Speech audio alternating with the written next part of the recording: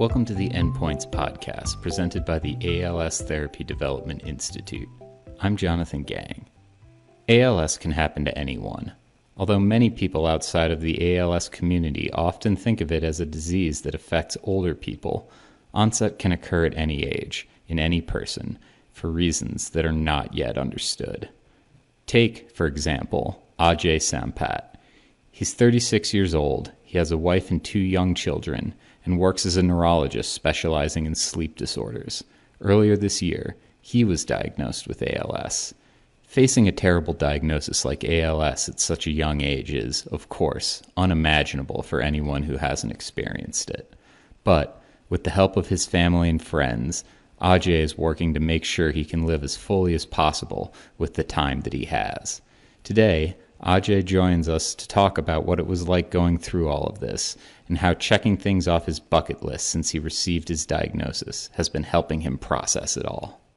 It's been an overwhelming time, as you can imagine. It's been a lot of stuff to deal with in terms of just navigating the immediate sort of logistical challenges that come with navigating the healthcare system from a patient side.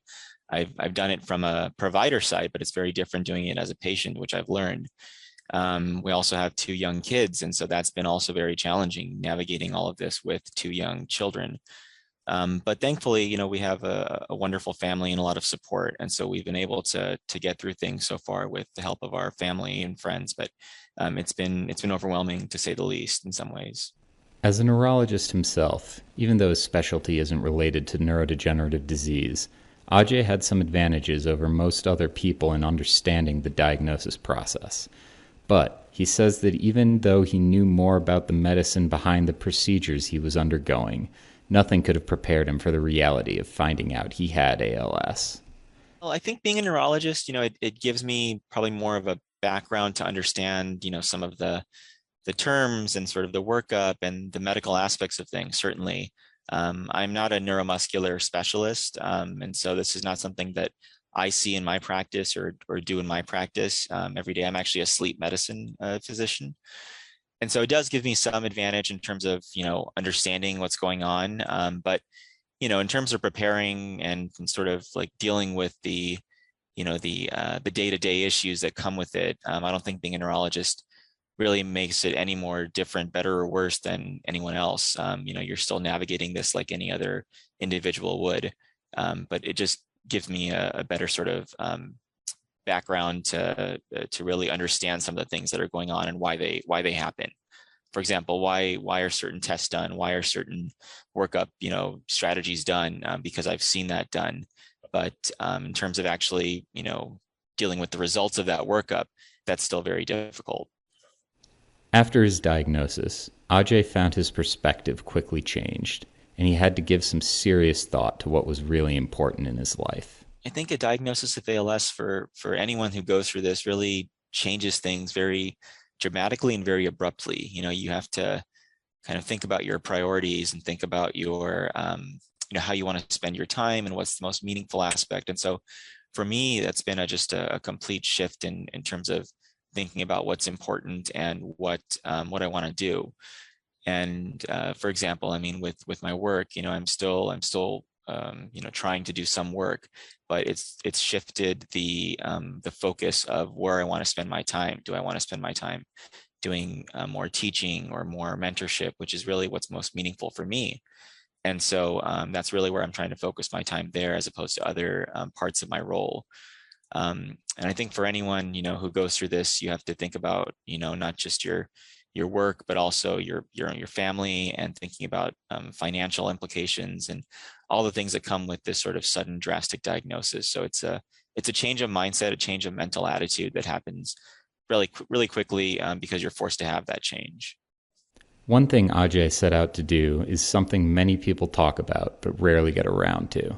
Making a so-called bucket list of all the things he wanted to do while he was still able, and starting to check those things off.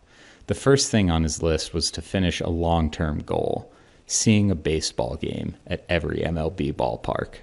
I grew up really enjoying baseball, and I followed baseball very closely as a young child.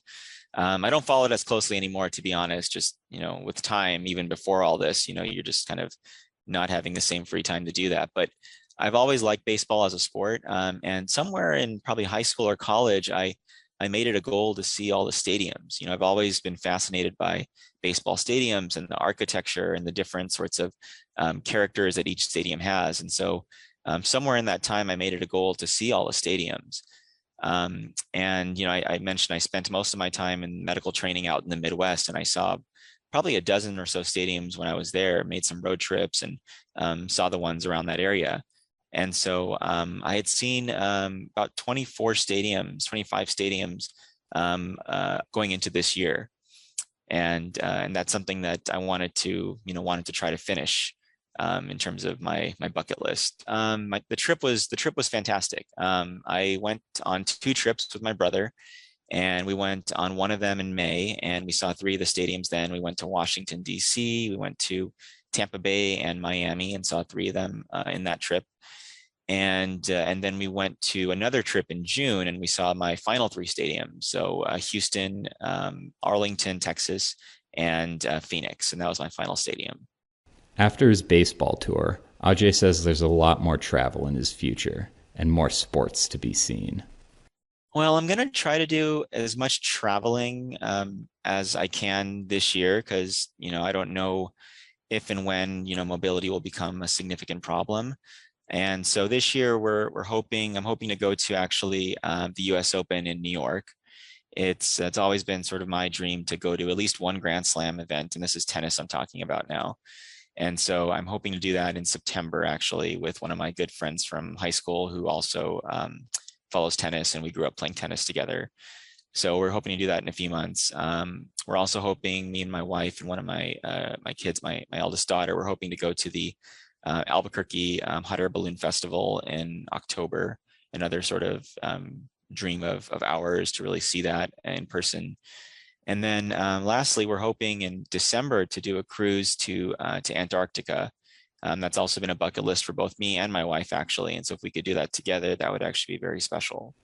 For anyone in a similar situation, facing uncertainty about how much time they have to do the things they've always dreamt about, Ajay says it's essential to sit down and really think about what's truly important to you, and then to start to make a plan. Now, not later. Yeah, the advice I was given, actually, and the advice I've seen in different groups and postings and things from other people with this, is that make a bucket list and start with the most difficult things, the most physically difficult things, and then work your way through that. So that usually involves traveling, if that's something that you're interested in doing. So traveling by plane or even by car, things that are going to be more taxing and more difficult to do later on. But I would say, the number one thing I would recommend, again, I'm earlier on in my course, but I would still say you have to keep living, right? You have to keep living and keep doing things that you want to do. You have to take things day by day, but also not forget, what gives your life meaning and gives your life that sort of importance. And so I would say, there's a challenging period that happens right after the diagnosis for almost everyone, I would imagine, where, you're trying to, fathom, what you're going to do and how you're going to process this. But once you get through that, I think it's really important to just, have that perspective, and if you can, do the things that you want to do. And this doesn't have to be traveling, but it can be anything you've wanted to do in terms of, your life's goals or life's, mission. And do that, again, with the most physically difficult things first. But just prioritize your time. I think that's the most precious commodity we all have, even without an ALS diagnosis, but certainly with one. In addition to his travel ambitions, Ajay says he plans to get more involved with ALS TDI, inspired by our dedication to ending ALS. From my understanding, it's just a wonderful organization that is, I think, the only nonprofit, as far as I'm aware, that is focused solely on developing drugs for patients with ALS. A lot of other companies will develop medications, but this is one part of their portfolio of drugs to develop, and this is TDI's sole mission. And so for me, that's actually really meaningful, because it's something that I know all the effort, all the money, all the time is going towards a cause that I am very, now very personally involved and passionate about. I wish I knew more about it, and I hope to get more involved with it in the future, but that's why I think a lot of people do support TDI, and it's the organization that people gravitate to when trying to make a difference. To learn more about ALS TDI's research to end ALS and how you can get involved, visit als.net. Thanks for listening.